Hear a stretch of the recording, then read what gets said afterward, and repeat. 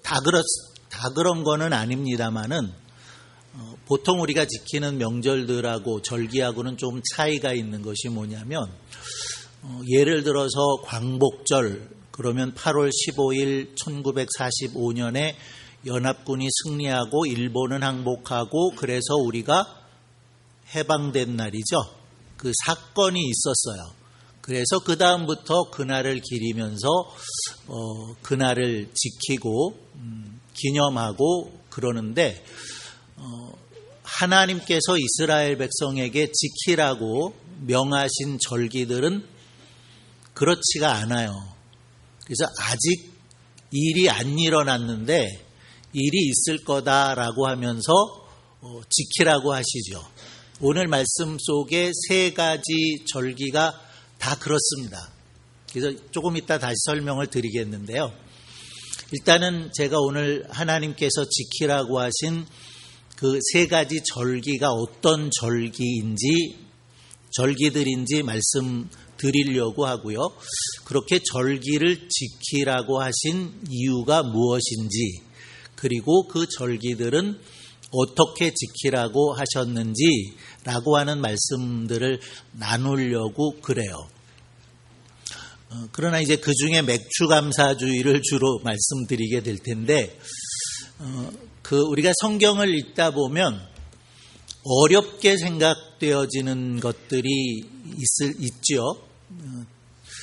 이제 열왕기상 같은 데를 읽다 보면 왕들의 이야기인데 이 왕들이 이름이 많아요.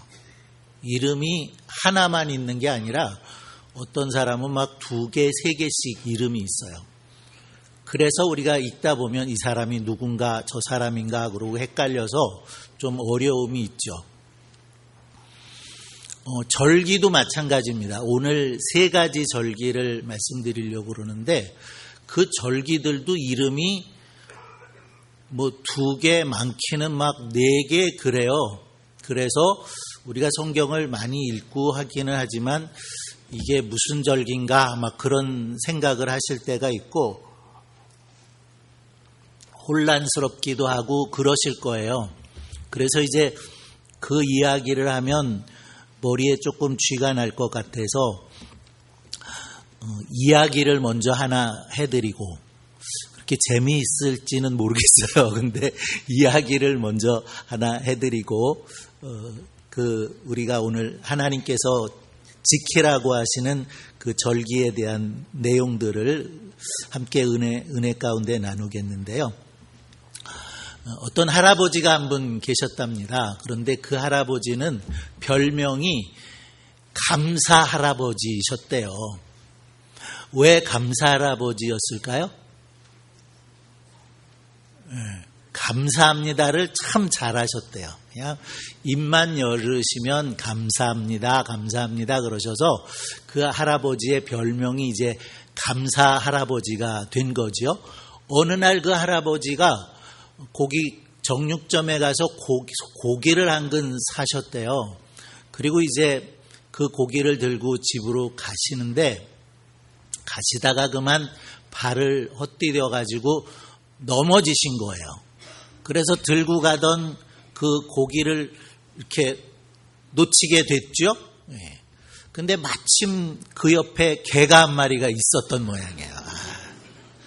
그래서 그 개가 그 소고기를 물고 도망을 가버린 거죠. 할아버지가 개가 소고기를 물고 도망가는 것을 바라보시면서 뭐라고 얘기했을까요? 감사합니다 그러셨대요. 그래서 그 옆에서 그 일어나는 일을 다 보고 있던 젊은이가 할아버지께 물었어요. 할아버지, 도대체 넘어지시고 고기는 개가 물어갔는데 무엇이 그렇게 감사하신가요? 라고 물었대요. 할아버지가 뭐라고 그랬게요? 연세 드신 분들이 잘 아시는데 고기는 잃어버렸지만 입맛은 아직 안 잊어버렸잖아 그러시더래요. 고기는 잃어버렸지만 입맛은 잃어버리지 않았으니까 감사하지 않냐 그러면서 감사를 하셨다는 그런 이야기가 있답니다. 하나님은 우리에게 범사에 감사하라 그러셨죠? 사실 오늘 우리가 생각할 이 절기들도 세 가지 절기를 하나님께서 지켜라 라고 하셨는데 다 감사하는 절기예요. 그래서 우리로 하여금 감사하도록 이런 절기를 주셨다라고 생각이 되는데요. 자, 오늘 읽어주신 말씀 그렇게 어려운 부분은 없지만 제가 다른 번역으로 한번 읽어드릴게요. 조금의 차이가 있기 때문에 어떤 것들이 차이가 있나 조금 우리가 잘 이해하지 못할 부분들도 있는데요. 한번 들어보시기 바랍니다. 비교해서 보시면 더 좋겠고요. 읽어드릴게요. 너희는 한 해에 3차례 나의 절기를 지켜야 한다. 너희는 무교절을 지켜야 한다. 내가 너희에게 명한 대로 아비벌에 정해진 때에 이래 동안 누룩을 넣지 않은 빵을 먹어야 한다. 너희가 그때에 이집트에서 나왔기 때문이다. 너희는 빈손으로 내 앞에 나와서는 안 된다. 너희는 너희가 애써서 밭에 씨를 뿌려서 거둔 곡식의 첫 열매로 맥추절을 지켜야 한다. 또한 너희는 밭에서 애써 가꾼 것을 거두어 드리는 한 해의 끝 무렵에 수장절을 지켜야 한다. 자, 이런 내용이에요. 세 가지 절기를 지키라고 했는데 첫 번째 절기는 이름이 기록되지 않았어요. 단지 무얼 먹으라고 그랬죠? 이름 기록되어 있나요? 무교절이라고 있군요. 무교절이라고 있고 무얼 먹으라고 그랬어요? 무교병을 먹으라 그랬죠. 자, 이 무교절 사실은 무교절이라고 하기보다는 우리가 뭐라고 많이 얘기하나요?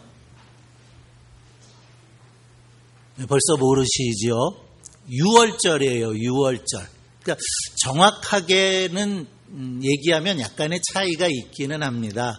유월절은 1월 14일이고요. 유월절을 이어서 보통의 절기는 7일씩을 지키는데 7일 동안 무교병을 먹습니다.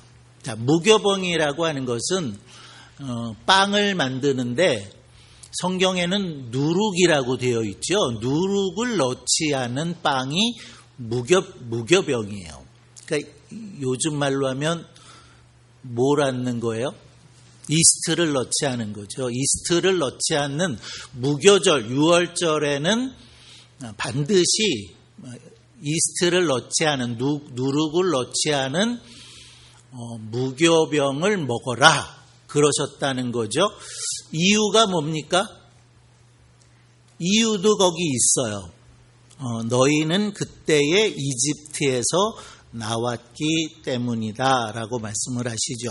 자, 유월절이 무교절이고요. 무교절이 바로 유월절이라고 생각을 하시면 되겠는데 하나님께서 이스라엘 백성들을 애굽에서 건져내실 때에 애굽 땅에 10가지 재앙을 내렸어요. 제일 먼저는 나일강이 피로 변하는 재앙이었죠. 그리고 개구리, 이파리 이런 것들이 나타나게 하셨고 가축들에게 독종이 일어나고 또 메뚜기 재앙 뭐죠? 메뚜기 다음에 우박 재앙, 그죠? 흑암 재앙 이렇게 9가지 재앙을 내리고 마지막에 내렸던 재앙이 장자들을 다 죽이는 재앙이었습니다. 그런데 그 마지막 장자들을 다 죽이는 재앙을 내리면서 하나님께서 모세를 통해서 말씀하신 것이 뭐냐면 어린 양을 잡아서 그 피를 가지고 문에 바르라는 거죠. 물의 임방과 문 설주에 그 피를 바르면 장자를 죽이는 그 죽음의 재앙이 피를 보면 그 집은 넘어간다. 그죠? 그 집은 넘어간다. 그래서 유월절입니다. 유월절. 죽음이 넘어갔다. 그래서 그날을 바로 유월절로 지키게 된 것이고요. 그 유월절은 단순히 장자가 죽지 않았다라는 것이 아니라 그 결과로 인해서 바로가 9번씩이나 재앙을 만나면서도 내보내지 않았던 이스라엘 백성을 비로소 내보내게 되었고, 그래서 그 사건을 통해서, 유월절 사건을 통해서 이스라엘 백성들은 애굽에서 나갈 수 있는, 출애굽하게 된 바로 그날이었다는 거죠. 그래서 그날을 유월절로, 무교절로 지켜라. 너희가 그때에 이집트에서 나왔기 때문이다. 애굽에서 바로 나온 날이기 때문에 그날을 반드시 절기로 지켜라 라고 먼저 말씀을 하셨다는 거예요. 두 번째로 얘기할 것이 이제 맥추절인데요. 맥추절에 대해서는 이렇게 말씀하셨죠. 맥추절을 지키라. 이는 내가 수고하여 밭에 뿌린 것의 첫 열매를 거둠이니라 그러셨어요. 자, 맥추절은 밭에 뿌렸던 것의 첫 열매를 거두었기 때문에, 그래서 그 해에 첫 열매를 드린다. 그러니까 우리로 하면 사실은 지금 보리를 추수하거나 밀을 추수하거나 그러나요? 하기도 해요? 하기도 하는 것 같아요. 고창의 청보리밭 얼마 전에 이렇게 추수한다는 거 본 것 같은데, 어쨌든 보리나 밀을 새해에 가장 먼저 거두어 드리게 되는 거죠. 그래서 그것들을 거두어 드리게 될 때에 그 첫 열매를 하나님께 드려서 감사해라 라는 거예요. 요즘 보니까 제가 이렇게 첫 수확이라고 주셔서 먹었는데 블루베리를 주셨어요. 그래서 블루베리를 다 땄나 그랬더니 이제 시작이래요. 이제 시작이라는데, 이제 그런 거죠. 그러니까 블루베리 감사절 뭐 이렇게 되는 거예요. 블루베리를 따고 감사하는 절기, 그런 절기로서 맥추절을 지키라 이렇게 말씀을 하셨는데, 이제 문제는 이 맥추절이 이름이 많다는 거예요. 6월절로부터 50일째 되기 때문에 77절, 77이 49, 그래서 77절이라고도 그러고, 그냥 또 50일이라고 해서 오순절이라고도 그러고, 첫 번째 곡식을 추수했다고 해서 초실절이라고도 그런다. 힘드시죠? 그냥 맥추절이라고 기억을 하세요. 맥추절, 보리 추수한 그 절기다 해서 그 해에 첫 번째 수확을 거두고 첫 열매, 가장 소중하게 여겨지는 첫 열매를 하나님의 은혜에 감사해서 드려라 한 절기가 바로 맥추절입니다. 그리고 이제 수장절이라고 하는 절기를 보게 되는데요. 이 수장절도 우리가 한자로 풀어야 제대로 알 수 있어요. 그러니까 추수를 해서 곡간에 저장했다, 그런 의미입니다. 수장이라는 얘기가. 그래서 이 수장절은 우리로 하면 추수감사절과 같은 그런 날이에요. 추석과 같은 그런 명절이라서 한 해의 끝에, 제가 다시 읽어드린 성경은 그렇게 번역됐죠. 한 해의 끝 무렵에 수장절을 지켜야 한다. 한 해가 끝나갈 무렵에 추수한 것, 그것에 대해서 하나님께 감사하는 절기가 바로 수장절인데, 이 수장절은 또 다른 이름이 있는데 초막절이라는 이름이 있어요. 텐트, 천막 그런 걸 생각하시면 되겠는데, 초막, 초가집처럼 집을 짓는 거예요. 그리고 이 수장절, 초막절에는 이스라엘 백성들이 어떤 일을 하냐면, 그러니까 우리로 치면 천막을 치고 자는 거지요. 거기 가서 집, 멀쩡한 집 놔두고 초막을 짓고 거기 가서 일주일 동안 생활을 하는 겁니다. 왜 그랬을까요? 그것도 이스라엘의 출애굽과 관계가 있어서, 이스라엘 백성들이 출애굽하고 40년 동안은 광야에서 광야 생활을 했습니다. 그때 무슨 집에서 잤을까요? 반듯하게 집 지고 잔 게 아니라 천막에서 잤습니다. 그래서 그 광야 40년 동안 하나님은 낮에는 구름으로 밤에는 불로 그들과 함께 하시고 인도하셨죠. 만나를 내려서 먹게 하셨고요. 고기가 먹고 싶다니까 메추라기를 몰아다 먹게 하셨고요. 마실 물이 없으면 반석을 갈라서 먹게 하셨습니다. 바로 그 광야 40년 동안 하나님께서 우리들에게 어떠한 은혜를 베푸셨는가 하는 것을 한 해 끝 무렵에 추수를 하고 감사할 뿐만 아니라 하나님 광야 40년 동안에도 하나님의 은혜 가운데 살았습니다 라고 하는 것을 기억하면서 초막을 짓고 그 안에서 일주일 동안 지내는 그런 절기였다고 하는 것입니다. 그래서 맥추절이나 또 수장절 같은 경우는 오늘 우리에게 있어서는 그대로 맥추감사절 그리고 추수감사절 이렇게 지켜지는 거죠. 물론 우리는 7월 첫 주일에 그리고 11월 셋째 주일에 각각 맥추감사주일 그리고 추수감사주일을 지키고 있는데요. 분명히 이 두 절기는 감사하는 절기예요. 자, 유월절은 어떤가요? 유월절은 조금 특별한 의미가 있지만 출애굽 사건과 관계해서 400년 동안 혹은 430년이라고 성경은 말씀하고 있는데요. 이스라엘 백성들이 애굽에서 살았고 또 그 가운데서 애굽에서 노예로 살다가 해방된 날이죠. 자, 그런 의미가 있는 날이 바로 유월절이에요. 그렇다면 그날도 감사한 마음을 가져야 할 날임에 틀림없겠다라는 생각을 하게 되는 겁니다. 우리나라의 8월 15일 광복절이에요. 그죠? 그날에 우리가 해야 될 일이 뭡니까? 빨간 날 하루 쉬는 날이 아니라 그죠? 자꾸 잊혀져 가고 있고 젊은 사람들은 기억하지 못하지만 우리 어르신들은 기억하세요. 일제 36년 동안 우리가 얼마나 많은 어려움을 당했는지 이름도 사용할 수 없었고요. 우리말도 쓸 수가 없었고요. 또 많은 노역에 시달려야 했었고요. 이런 일들이 있었는데 그것에서부터 자유할 수 있었고 벗어날 수 있었던 그날, 우리는 아무것도 한 일이 없지만 그날은 자유를 얻게 된 날이고 나라를 회복한 날이고 그래서 우리가 마땅히 감사해야 될 날이 되는 거죠.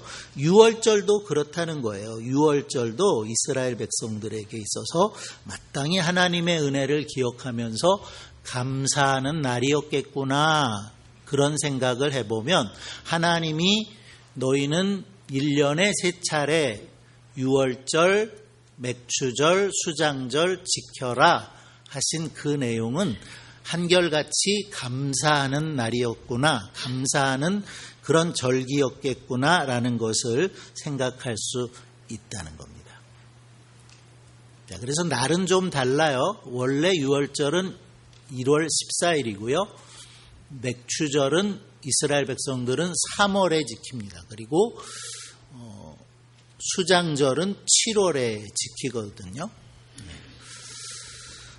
그런데 우리가 조금 날의 차이가 있지만 맥추절은 지금도 우리가 지키고 있다.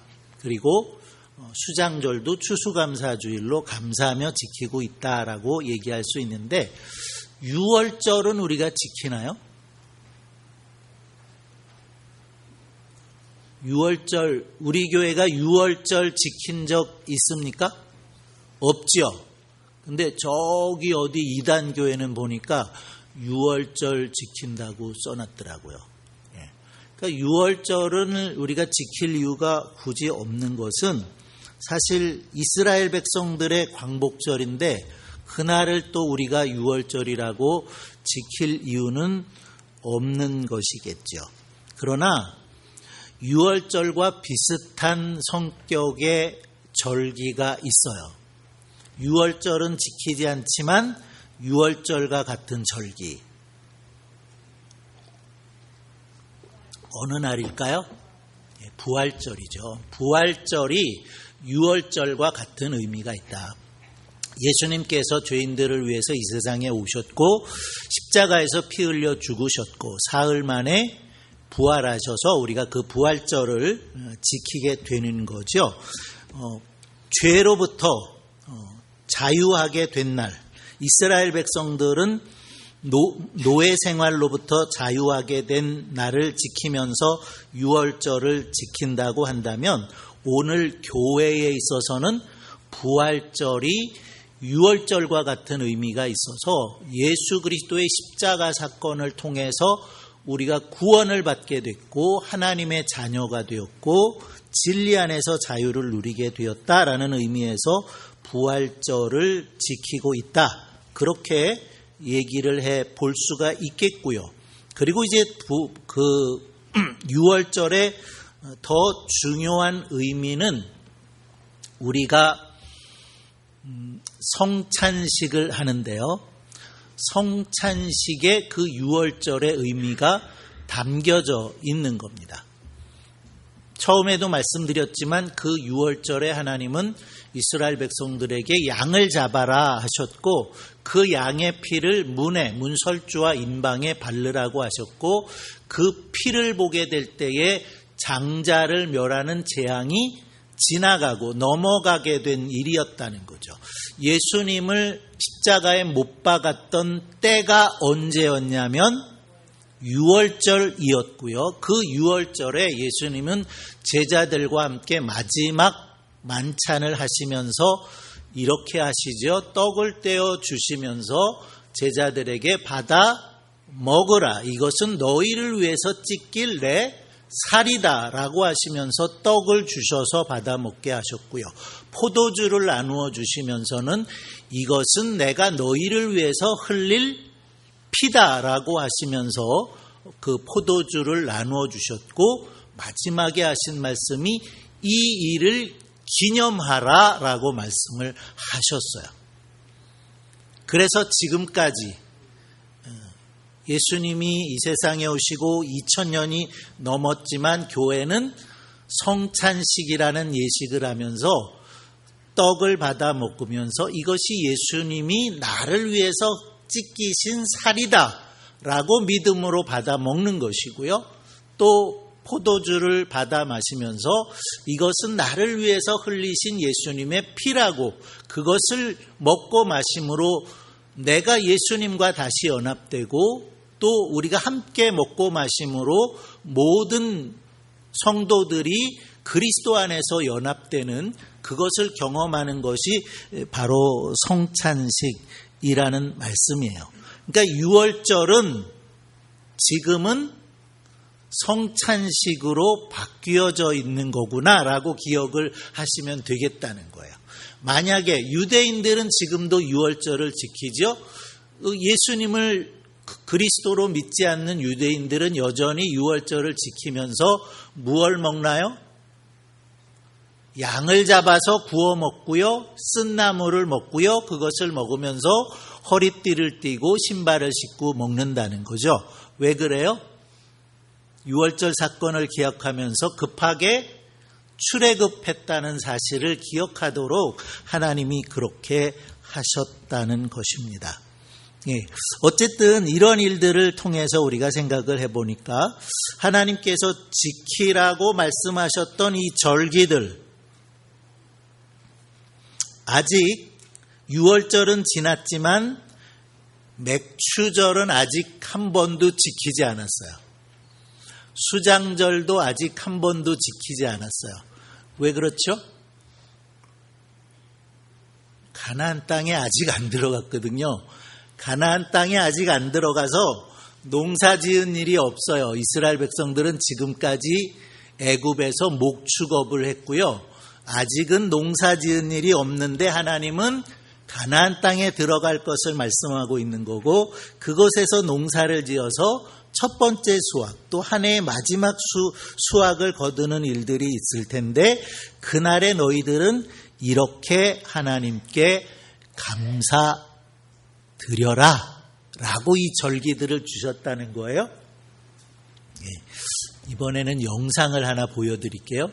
이 영상이 우리에게 어떤 메시지를 주나 한번 생각을 해보십시오. 아주 짧은 영상이에요. 보여주세요.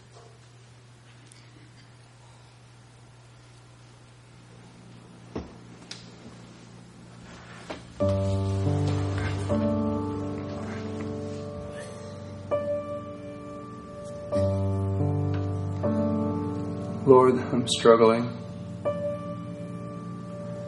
Show me what I have to be thankful for.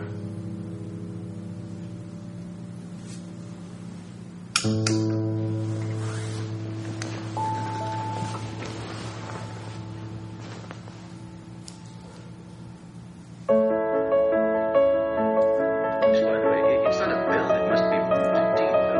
Because I'm on the Senate Finance Committee to get to work on a tax reform. The first thing, clearly shows that we raised the tax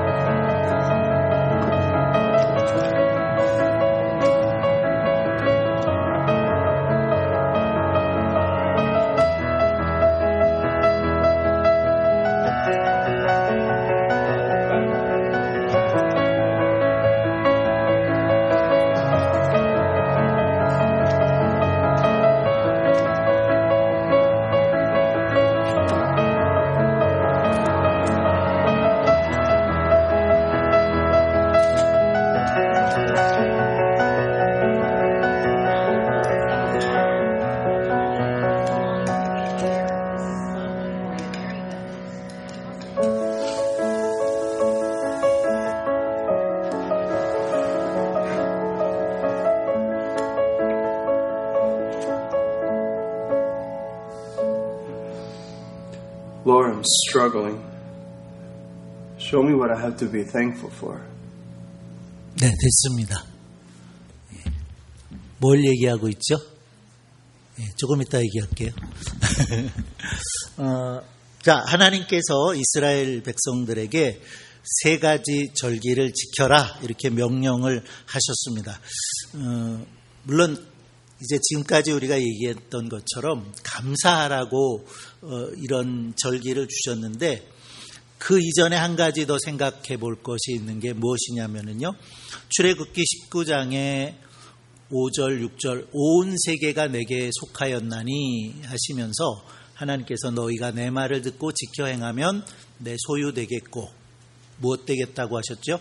제사장 나라 거룩한 백성 되게 하겠다. 하나님이 이 일을 언제부터 계획하셨나요? 아브라함 때부터 계획하신 거예요. 아브라함에게 내가 큰 민족을 이루게 하겠다. 내 이름이 창대케 되게 하겠다. 복이 되게 하겠다. 그러면서 땅을 약속하시고 자손을 약속하셔서 민족을 약속하신 그 일들이 이제 출애굽기 사건을 통해서 이루어지면서 하나님은 이스라엘이라고 하는 민족을 선택하시는 거죠. 그리고 그들을 구별하셔서 거룩한 백성 삼으시고 제사장 나라 되어서 너희들을 통해서 열방이 세계의 모든 민족이 복을 받고 하나님께 나오도록 하는 그런 계획을 하나님께서 가지셨던 거예요. 그래서 이런 절기를 지키라고 하신 것 중에 중요한 목적 중에 하나는 그들이 하나의 신앙의 공동체를 이루게 하시고 그래서 동질성을 느끼고 또 하나는 자기의 정체성을 분명히 알도록 하시고자 하는 목적이 있었겠구나. 제사장 나라 거룩한 백성들 되라고 하셨는데 우리는 그 이스라엘 백성이라는 이런 유월절을 지키고 맥추절을 지키고 수장절을 같이 지켜가면서 동질성을 느끼게 하시는 그 일들을 위해서 하나님께서 이런 절기들을 지키게 하셨겠다라는 생각을 해본다는 거예요. 예를 들면 이런 거예요. 우리가 설날에 뭐 먹죠? 떡국 먹습니다. 대보름날은 뭐 먹죠?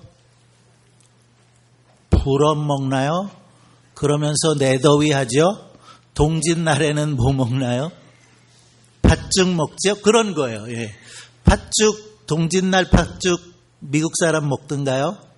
아닌 거죠. 자, 우리는 그런 설날, 추석, 뭐 이런 명절을 같이 지내면서 우리는 백의 민족이다. 우리는 한 민족이다. 이런 동질성을 갖는 것처럼 하나님께서 이스라엘 백성들에게 이렇게 절기를 이러한 방법으로 지켜나가거라 라고 말씀하신 것도 그런 이유가 있겠다는 거예요. 하나님을 섬기는, 하나님으로부터 택함을 받아서 제사장 나라 되게 하셨고 거룩한 백성 되게 하셨는데 바로 우리는 그런 하나님으로부터 구별된 하나님을 섬기는 신앙의 공동체다라고 하는 그런 동질성을 위해서 하나님께서 이런 절기들을 지키게 하셨겠다라는 말씀을 드리는 거고요. 두 번째로는 이미 우리가 뭐 다 생각한 거지만 감사하게 하시는 거라는 거예요. 하나님의 은혜를 감사하는 민족, 감사하는 사람이 되도록 하나님께서 이와 같은 1년에 3차례의 절기를 감사절로 지키게 하셨구나라는 것을 우리가 생각해 볼 수 있다는 겁니다. 예수님께서 10사람의 한센시 병자들, 나병 환자들을 고쳐주신 일이 있었습니다. 그 사람들에게 제사장에게 가서 너희 몸을 보여라 그랬더니 그 사람들이 제사장한테 가다가 보니까 다 나은 거예요. 깨끗해진 거예요. 그래서 돌아와서 예수님께 감사를 한 사람이 있었다는 것인데 고침을 받은 사람은 10사람이었다는 거죠. 그러나 예수님께 돌아와서 감사하다고 살해한 사람은 한 사람밖에 없었다는 거예요. 그것도 사마리아 사람이었는데 예수님은 그 사람을 이방인 한 사람밖에 없느냐 그렇게 말씀을 하시죠. 그 당시 이 한센시 병이라는 병은 어떤 병인가요? 말할 수 없는 비참한 병이죠.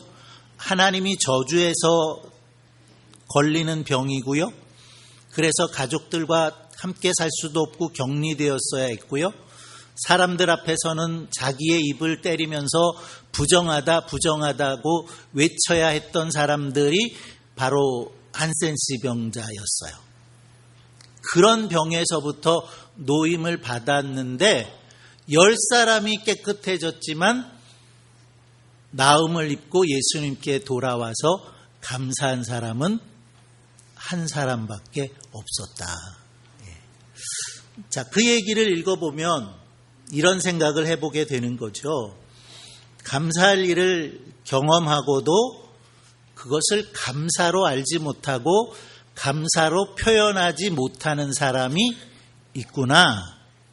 감사하는 사람도 있구나. 라는 생각을 해보게 되지만 10사람이 있다면 감사를 모르고 감사를 하지 않는 사람이 9명이나 되고 감사하는 사람은 겨우 1명밖에 없구나 이런 생각을 하게 된다는 거죠. 결국은 우리가 감사를 잘 하지 않는다는 거예요. 여러분 어떠세요? 여러분 감사를 잘 하십니까? 감사를 하시는 분에 속해요? 감사 잘 안 하시는 분에 속해요? 왜 대답을 안 하세요? 감사를 잘 하시는 분들 되시기를 바랍니다. 주님, 우리가 감사하는 삶을 살아가기를 원하세요. 그리고 감사하는 그 사람들에게 주님이 약속해 주시는 것들이 있죠. 감사할 때에 하나님께서 더 많은 은혜들을 우리 가운데 베풀어 주시겠노라고 약속하고 있는 것을 우리가 볼 수가 있습니다. 시편 50편 23절인데요. 감사하는 마음을 제물로 바치는 사람이 나에게 영광을 돌리는 사람이니 올바른 길을 걷는 사람에게 내가 나의 구원을 보여주겠다. 이런 약속을 주님이 하고 계십니다. 우리가 다 감사하는 사람이 되기를 바라고, 그래서 성경은 감사라는 말씀이 엄청나게 많아요. 그래서 제가 그 내용들을 다 썼는데 읽어드리려면 시간이 너무 많이 가요. 조금만 읽어드릴게요. 이렇게 주님은 명령하세요. 너희는 감사하는 자가 되라. 마음에 감사함으로 하나님을 찬양하라. 그를 힘입어 아버지 하나님께 감사하라. 할렐루야 여호와께 감사하라. 감사함으로 그 문에 들어가라. 내가 진심으로 주께 감사하리이다. 범사에 감사하라. 더 읽을까요? 여기까지만 읽을게요. 감사하라고 말씀하고 계신다는 거예요. 하나님의 자녀된 우리들에게 주님은 감사의 명령을 하고 계신다는 거죠. 그렇다면 우리가 어떻게 하나님 앞에 감사할까?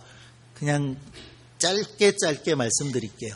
첫째로 우리가 하나님 앞에 감사할 수 있게 되는 것은, 자주 제가 이런 말씀을 드렸어요. 그것은 우리가 하나님께로부터 어떤 은혜를 받았는가 하는 것을 생각하고 기억해내는 겁니다. 뭐 하는 거라고요? 먼저 우리가 하나님 앞에 감사할 것은 기억하는 거예요. 기억. 은혜는 우리가 어디다 새기죠? 원수는 어디다 새기죠?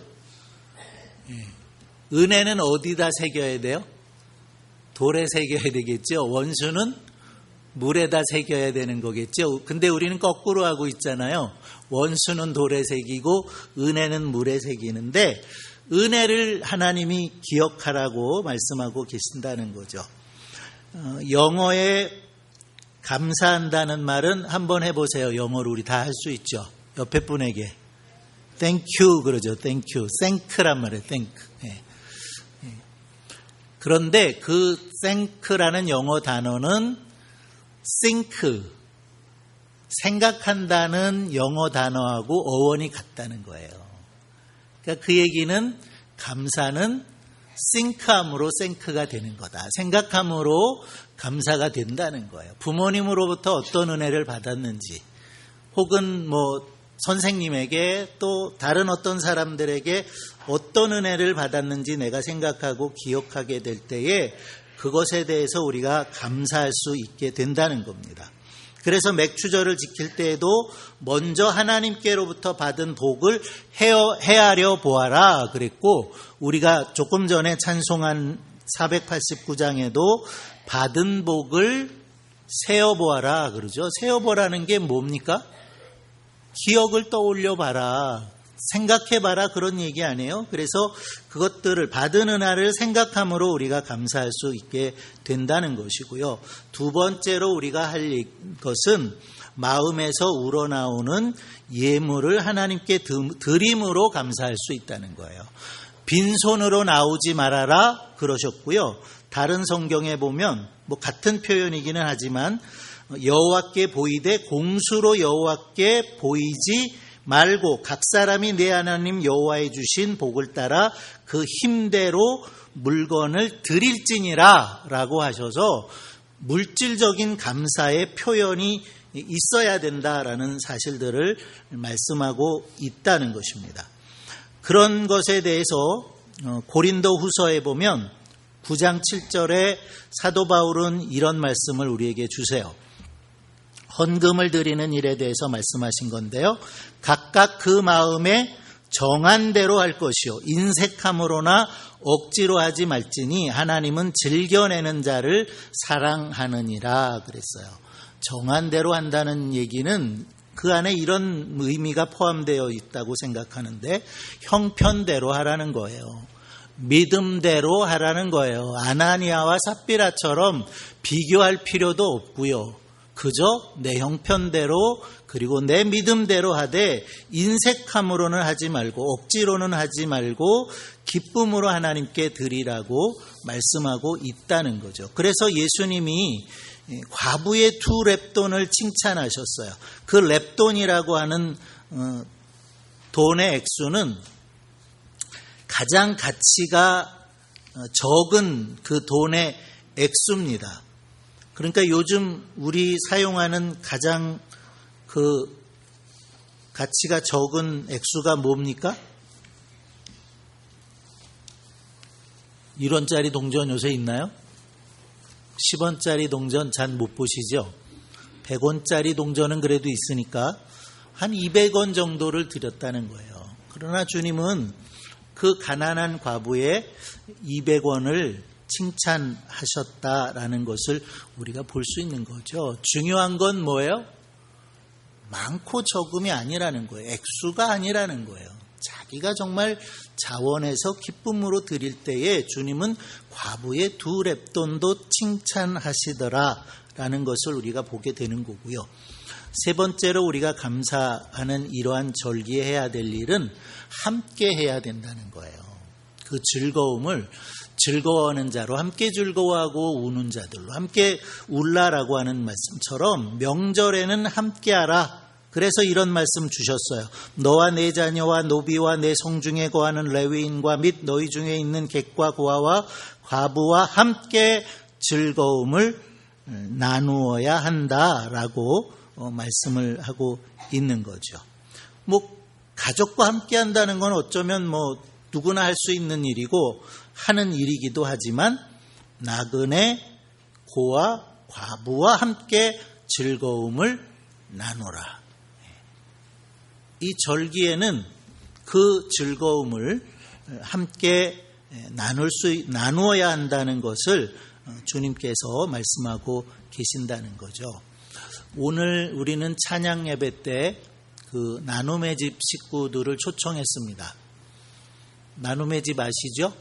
거기에 이제 희망을 노래하는 사람들이라고 찬양팀이 있는데 아마 12시 반쯤 오셔서 점심을 같이 먹을 거예요. 그리고 찬양 예배를 그 희망을 노래하는 사람들이 찬양하면서 예배를 할 겁니다. 거의 해마다 맥주감사절에 다른 행사는 우리가 안 했지만 그분들을 초청했어요. 그분들은 장애인이에요. 나눔의 집은 장애인 주거시설이거든요. 왜 우리가 그분들을 초청해서 함께 식사를 하고 왜 찬양 예배를 함께 드리나? 이유가 뭡니까? 함께 하려는 거예요. 고아와 과부와 나그네 이런 사람들과 그 절기를 함께 나누라고 주님이 말씀하셨기 때문에 그 감사절을 지키면서 어려운 이웃들과 함께 나누고자 하는 큰 일은 아니지만 그런 마음을 가지고 우리가 그렇게 하고 있다라는 사실을 말씀을 드리는 겁니다. 마지막으로 한 가지만 더 말씀드릴게요. 주님은 우리에게 범사에 감사하라 그러셨어요. 즐거운 일이나 슬픈 일이나 좋은 일이나 굳은 일이나 다 감사하라고. 그것이 무엇이라고 그랬죠? 우리를 향한 하나님의 뜻이다 그랬어요. 범사에 감사하는 일은 하나님의 뜻입니다. 그러나 사실 그렇게 하기는 결코 쉽지 않고요. 아무리 믿음이 좋아도 쉽지 않은 일이라고 생각이 되지만 우리가 이것을 기억하면 감사가 되지 않을까 그런 생각을 해봐요. 로마서 8장 28절에 보면 하나님을 사랑하는 자 그 뜻대로 부르심을 입은 자들에게는 같이 해볼까요?